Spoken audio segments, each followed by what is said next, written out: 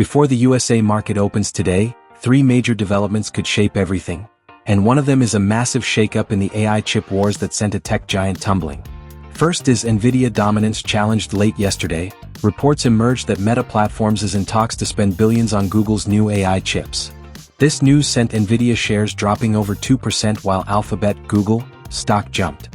This matters because Nvidia has been the undisputed king of the AI boom, and any sign that big tech companies like Meta are switching to Google's alternatives signals a potential shift in power.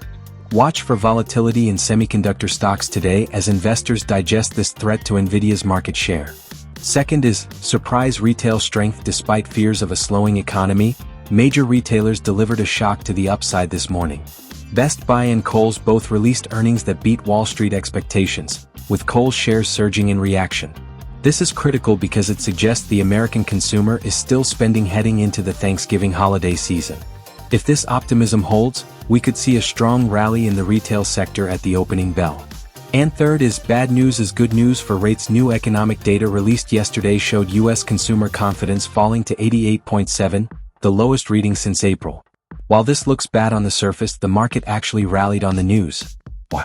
Because a cooling economy increases the chances that the Federal Reserve will cut interest rates in December.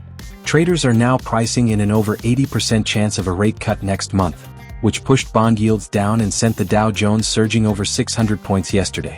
Summary to recap: Google is challenging Nvidia's AI throne, retailers are proving stronger than expected, and weak consumer confidence is actually fueling hopes for a December Fed rate cut.